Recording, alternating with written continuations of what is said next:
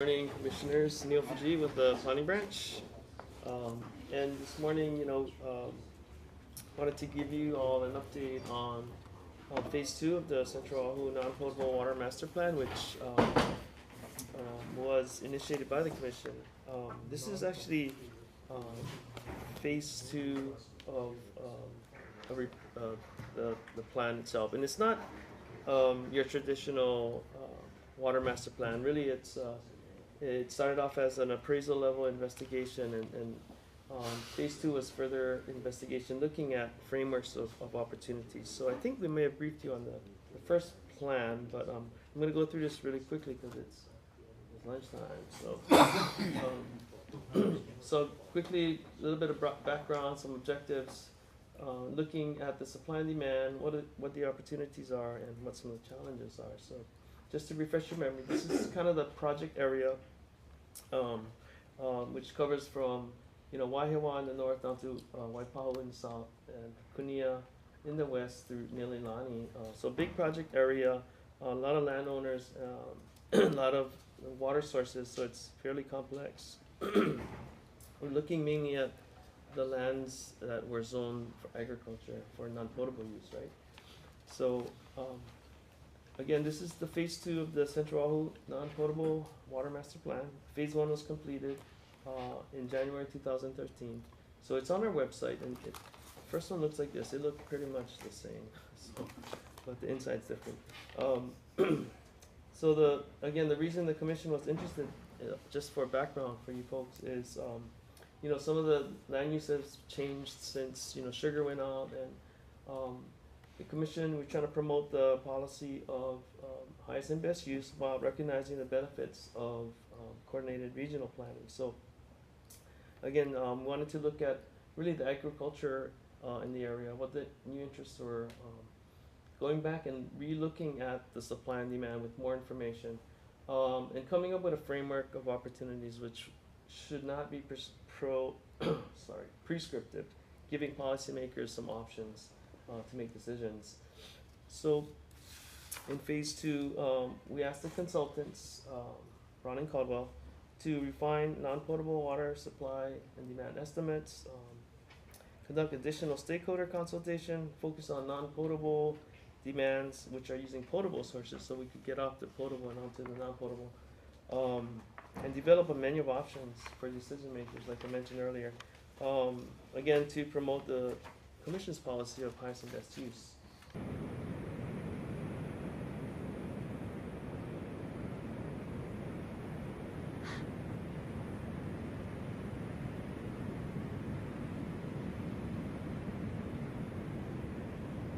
Water, in fact all groundwater, and these are the corresponding service areas.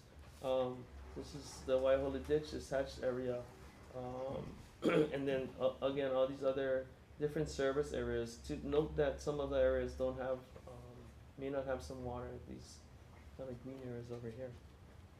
So during the investigation, using new information and getting data from the stakeholder interviews, these are the results of, oops, did I miss something? Here we go, I'm sorry. Oh, sorry. These are the results of looking at the demands in the project area. And so through the Phase 1 and Phase 2 investigation, these three kind of key distinct areas were identified as opportunity or demand areas. So Kunia Road Corridor, former Galbraith Estate, and the Kamehameha Highway Corridor. So these are the current allocations for these different areas, and we'll go over them in a little bit more detail. And based on water use permits, and this do not include Waihola Ditch.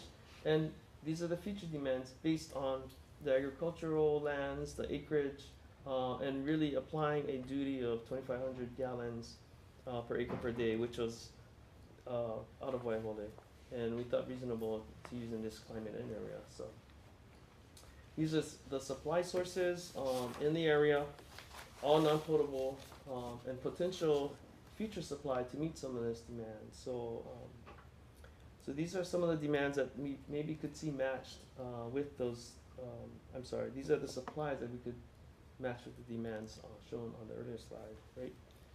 Just in case you're wondering, Waihewa Reservoir, that's number was taken from a 25% of the flow through.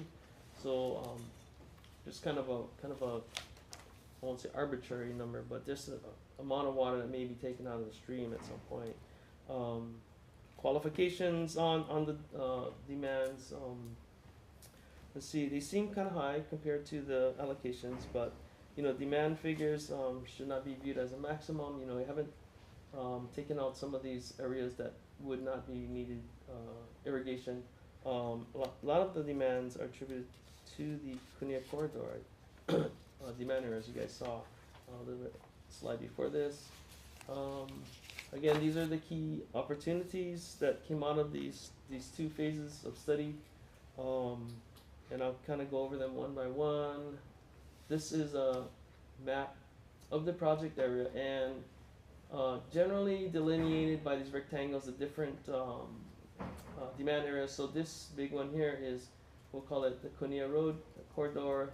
This little one up here is up in the former Galbraith Estates, and then this one over here is the Kamehameha Highway corridor, and they all overlap because the sources are they're potentially using the same sources. So this looks a little funny, but they are distinct areas. These are data tables that were completed in phase 2. Analysis of additional data evaluated multiple factors, and there's like a handout, I think, just to give you an idea of what some of these fields are, and it's fairly complicated. There are 15 pages of this that our consultant went through, so fairly extensive analysis. Let's see. So I'll go over it, it's a lot, but this resulted in identifying the non-potable supply options for these 3 areas. So Kunia Road corridor, I'll go over quickly with some maps to follow. Key stakeholders: Agribusiness Development Corporation, Kunia Water Association, Kunia Water Cooperative, U.S. Army, Aqua Engineers, Environmental Services, and Hawaii Department of Ag. And they're really the key stakeholders in all of these areas are those with significant control of the sources, or they could be landowners, ditch operator owners, or regulatory bodies. Demand in this area, Kunia Road corridor, is mainly agriculture with a golf course, and some of the supply options to meet these demands: the ditch, Waihala Ditch, wastewater treatment plant, both at Schofield and Waihewa, possibly stormwater, and possibly the Waihewa Reservoir. So I'm going real quick. So these series of maps show some options, and this is the call it the Kunia Road pipeline with different options connecting. Here we'll see here's the Schofield wastewater treatment. Here's Waihewa. So one option is to get water from there, put it in the pipeline, the non-existent pipeline, by the way, and bring it down there. Here's another one connecting up north to Waihewa. Up in the here's a stormwater connection to this could potentially gather a lot of stormwater during rain events up at the Schofield, actually the Wheeler Army Airfield. And there's another option connecting to the reservoir itself. And all of this is in the report. I think Katie passed out a CD, and then we haven't put it on our website, but it's going to be available soon up there. Okay, so those are some options, and I'll go quickly. We'll switch over to the former Galbraith Estates. Again, key stakeholders. Some of them are common to a few of these, and the different supply options. Now up there is all agriculture. Mainly under control of the Agribusiness Development Corporation, a little bit of Oahu, but what they want to do is jumpstart agriculture up there. So they have some demands. So map of the area. This is really the agriculture irrigable area, or the arable area, let's say. And these are some planned reservoirs up there. Now this is the pipeline from the wastewater treatment plant up to one of the reservoirs and into their distribution system. So I'm going to go through some options. Here, coming back down, connecting up to the Schofield, so possibly taking, receiving water, treated wastewater from both treatment plants. Here's a connection to the stormwater, potential stormwater. And here is another alignment up around here to avoid certain easements. And then this is another option, just diverting the stream up here and diverting the lake. So another non-potable water supply option. And then lastly, Kamehameha Highway Corridor. So again, these are three of the main key demand areas. Again, you'll see very similar stakeholders. Demand's a little bit different here. You got big sports field down there, got some landscaping, and you got golf course. And supply options are pretty common. And there's this one with the potential for Koa Ridge, the new development coming up there, treated wastewater in the future. So again, going over the maps, Cam Highway Pipeline, all the way from Waihewa treatment plant all the way down to Waikele Golf Course.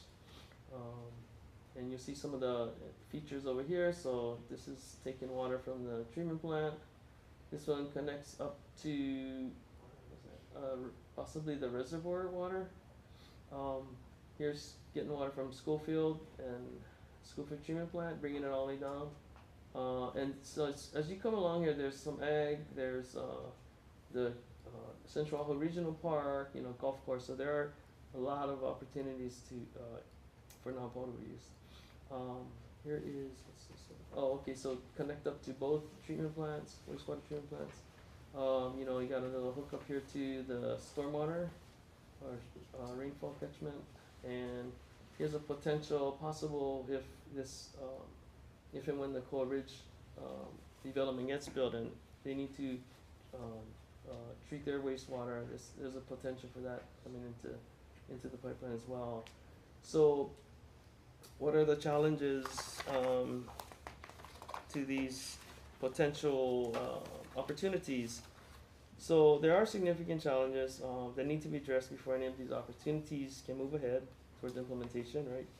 So if you look at these, there's some economic challenges, high expected capital costs as you can expect. There's competitive pricing issues. So there's currently, we discovered lack of coordination between the key stakeholders. There is coordination, but there could be a lot better.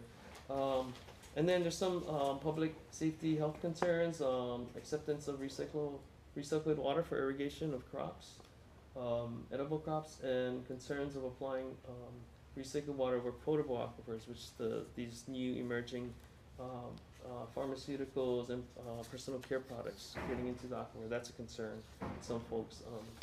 What are the benefits? So again, we're trying to promote highest and best use of water, maximizing the non-potable and reserving the potable for drinking and other higher uses. So we this other benefits, promoting agriculture in Central Oahu, which I think a lot of people want to do. We could improve water quality in the reservoir by eliminating or reducing some of that wastewater discharge going into there, and resulting in also improving water quality in the receiving waters. And then, with the collaboration, stakeholder collaboration, we can leverage funds and resources. So trying to get more people involved and sharing their resources to get these done. So some of the next steps, stakeholder, I keep mentioning stakeholder collaboration is essential for implementation. So, some of these current studies or investigations may provide scientific evidence for the safety of applying recycled water over potable aquifers. I won't get into these, but you have questions, ask me. We're going to continue education and outreach, very key component for achieving public acceptance of recycled water for irrigation. And then integrating this information in these two reports into the Board of Water Supplies, watershed management plans, or actually watershed development plans for the county, City County of Honolulu, as well as the Department of Health's water quality plan. And that's the last slide.